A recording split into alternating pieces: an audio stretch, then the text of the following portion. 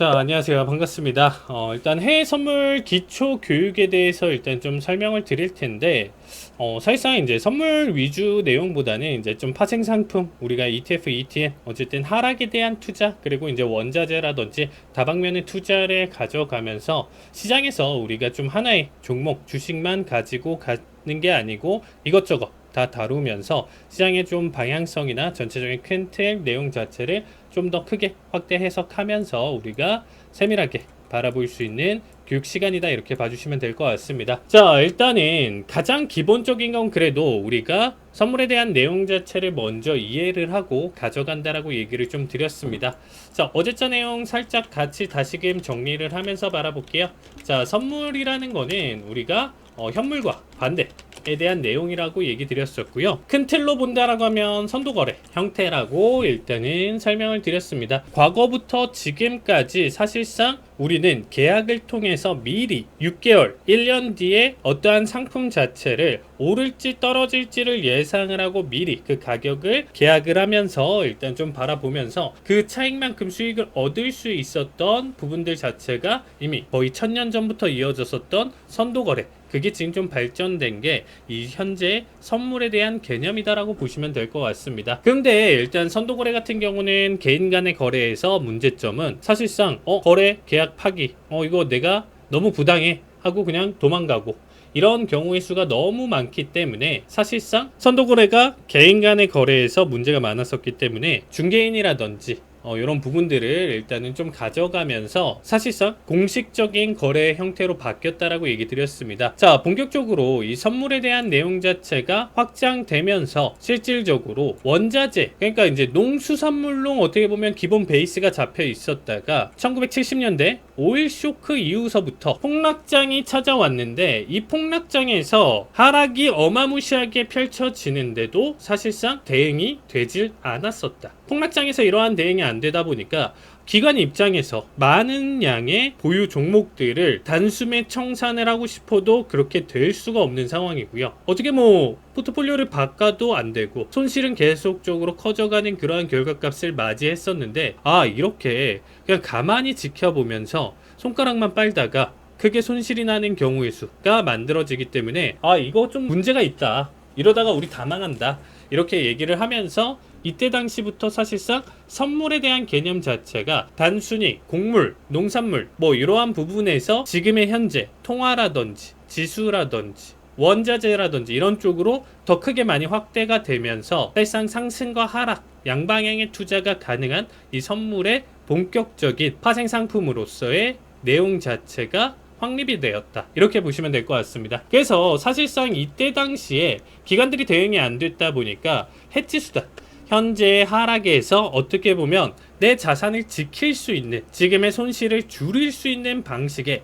해지 수단으로 사용되기 위해서 선물 투자, 선물에 대한 상품들, 이런 부분들이 크게 발전했다라고 보시면 될 것 같아요. 그래서 상품의 다양화, 이런 부분들 자체가 사실상 본격적으로 70년대부터 이어졌다라고 보시면 될 것 같고요. 그 다음에 이제 좀 우리가 여기까지 내용 자체, 선물은 이런 식으로 해지 수단으로 지금 현재 발전되면서 넘어왔구나, 이 정도만 일단 기본적으로 기억을 해주시면 될 것 같고요. 자, 일단은 상품별로 일단은 좀 거래소가 다 있어요.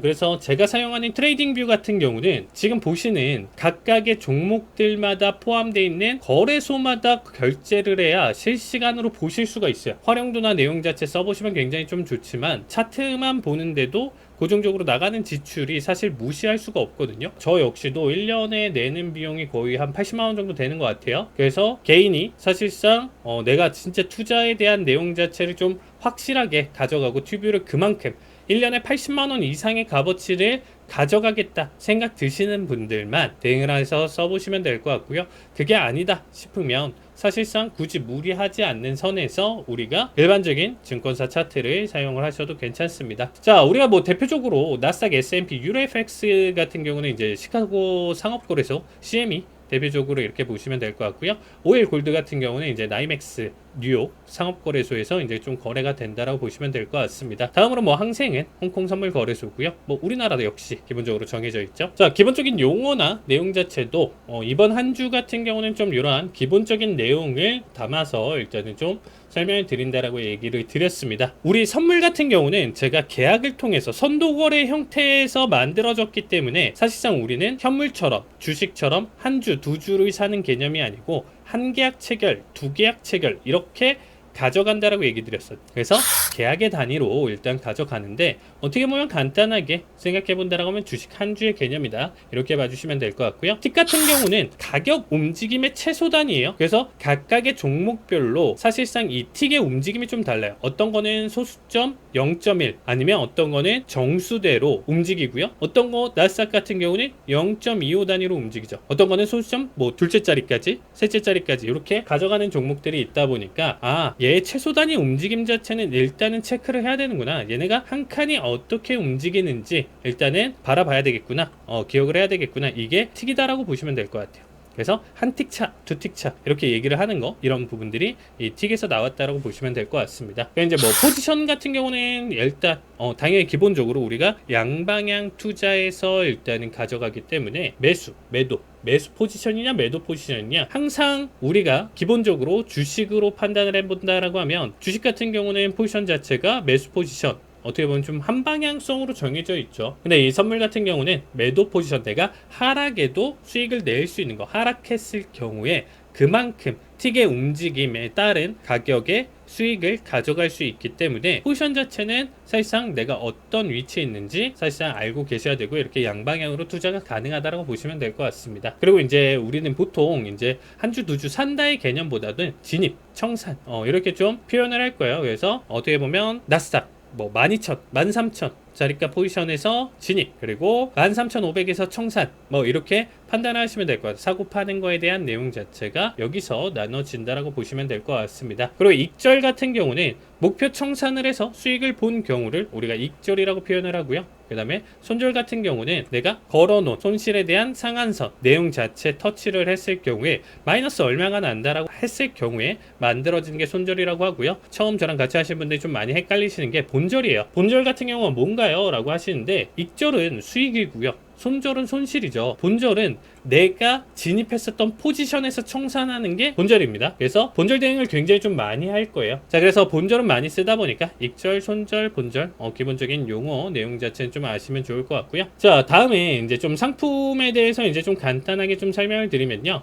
자, 나스닥 그리고 S&P 항생, 오일, 금, 유로 이런 게 이제 좀 우리가 대표적으로 이 시장에서 진입하는 사용되는 종목이라고 보시면 될 것 같습니다. 뭐 그 외에 뭐 천연가스도 많이 하고요. 그 다음에 이제 대두 같은 거, 옥수수 같은 것도 하시는 분들도 계시고요. 돈육 같은 것도 이제 하시는 분들 좀 계시는데 사실상 좀 메이저로 가져가는 이유가 뭐냐면 그만큼 사람들이 투자를 많이 하기 때문에 거래량이 활발하고 그만큼 변동성이 강하기 때문에 데이 트레이딩 관점에서로 본다라고 하면 사실상 요 대표 종목 위주로 일단 좀 대응을 하시는 게 좋아요. 왜냐면 나머지 같은 경우는 이제 곡물이나 이런 부분들 자체는 좀 장기적인 투자에 대한 관점에서로 넘어가기 때문에 사실상 뭐 단타성인 데이 트레이딩 관점, 스캘핑 이런 부분에서 판단하기에는 좀 많이 아쉽다라고 보시면 될 것 같습니다. 코드 번호가 각각의 존재를 하는데 내가 주로 대응하는 것들은 좀 외워두시면 좋다라고 했었죠. 뭐 나스닥 NQ 같은 거 항생 같은 거 HIS 같은 경우 그 다음에 이제 오일 같은 경우는 CL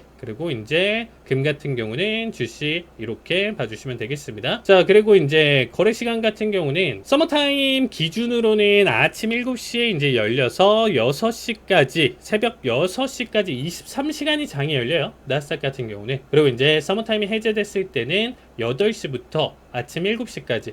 그러니까 사실상 1시간이 땡겨지는 거지 23시간의 대응 자체는 똑같다라고 보시면 될 것 같습니다. 대신에 항생 같은 경우는 조금 달라요. 오전, 오후, 야간장 이렇게 나눠져 있기 때문에 중간중간에 쉬는 텀이 있죠. 1시부터 2시 이 사이 1시간이 비는 시간이고요. 그 다음에 이제 5시 30분부터 6시 15분 사이인 45분 이렇게 쉬게 됩니다. 그래서 새벽 2시에 끝나고 다시 아침장이 열리니까 좀 우리나라보다는 좀 길게 가져가긴 하지만 이렇게 쉬는 텀에 일단 가져간다 이렇게 보시면 될 것 같습니다. 자, 그리고 일단은 우리가 여기 조금 예전 자료긴 한데 그냥 기본적으로 알고 계시면 될 것 같아요. 위탁 증거금이랑 유지 증거금이다 라는 게 이제 존재를 하는데 우리가 선물이라는 거는 계약의 단위고요. 네가 보증금을 얼마나 넣냐 증거금을 얼마나 넣냐에 따라서 계약을 얼마까지 할 수 있느냐 얼마이냐가 정해져 있어요. 그러니까 기본적으로 나스닥 그냥 우리가 대략적으로 한 계약 기준으로 한 2천만 원 정도 필요하다라고 하면 사실상 두 계약이 필요하면 4천만 원이 필요한 거고요. 세 계약을 한다라고 하면 6천만 원이 필요한 거예요. 그러니까 내가 대행하는 계약수만큼 위탁 증거금은 그 계약에 대한 개수만큼 곱하기로 올라간다라고 보시면 될 것 같습니다. 그래서 각각의 내용 자체는 최신화되어 있는 내용 자체 다시금 좀 참고를 해주시면 좋을 것 같고요. 자, 위탁 증거금은 처음에 이 돈, 최소 이 정도 수준의 돈이 있어야 진입을 할 수가 있습니다. 근데 보통 위탁 증거금의 한 10% 정도 낮은 내용 자체가 유지 증거금이에요. 그럼 이건 뭐냐? 내가 포지션을 들어갔는데 당연히 항상 수익일 수는 없겠죠, 여러분들. 손실도 날 수는 있겠죠. 그러니까 2천만 원을 넣어놨는데 한 계약을 대행을 하다 보니까 손실이 나고 있어요. 손실이 나는데 포지션 대비 다음날 거래 기준으로까지 이제 내가 오버로 계속적으로 잡는데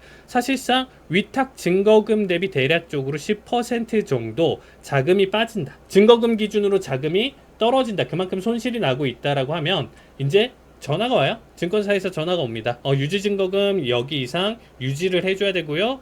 이 이하로 넘어간다라고 하면 반대 매매가 될 수 있습니다. 몇 시까지 이 정도 금액을 다시 채워 넣어 주세요 라고 전화가 올 거예요. 그게 이제 우리가 알고 있는 마진콜이죠. 이제 마진콜이 오고 그만큼 그 시간대까지 금액을 넣지 않는다라고 하면 결론적으로는 뭐 오후 4시, 5시 이때였던 걸로 기억하는데 반대 매매 결국에는 진입했었던 포지션을 강제 청산을 시킨다라고 보시면 될 것 같습니다. 자, 그러면 이런 경우가 있어요. 만약에 이제 한 계약의 나스닥 기준이 2천만 원 계산으로 한다라고 하면 뭐 내가 1억을 넣었어요, 여러분들. 대략적으로 5개 정도 포지션을 가져갈 수가 있는데 이런 거죠. 1억이 있으니까 5개가 있는데 그러면 여기서 1억의 10%니까 9천만 원이 되면 내가 5계약을 가져갔는데 이게 다 정리가 되냐? 그게 아니에요. 만약에 5계약 기준으로 1억, 한 계약당 2천만 원이라고 얘기 드렸었죠. 그러면 사실상 9천만 원이라는 내용 자체는 4계약을 할 수 있는 개념이죠. 4계약은 8천만 원이니까. 그래서 5계약 중에 마진콜이 오더라도 마진콜 기준으로 내가 위탁 증거금에 위배되지 않는 수준이 있다라고 하면 한 계약만 정리가 되는 겁니다. 포지션이 5개 들어갔는데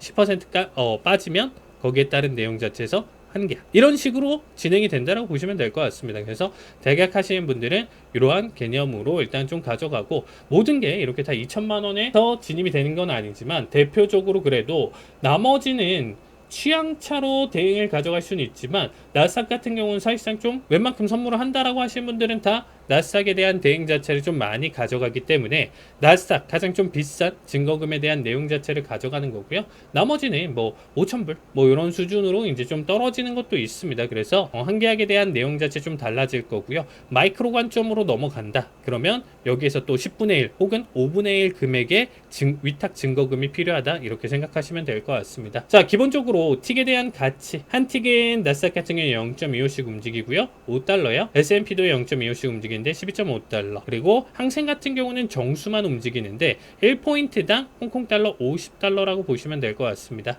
오일 같은 경우는 소수점 0.01이 하나의 틱. 그래서 얘는 0.01 단위로 움직이는 거예요. 0.01, 0.02, 0.03 이런 식으로 변동성이 나와준다라고 보시면 될 것 같고요.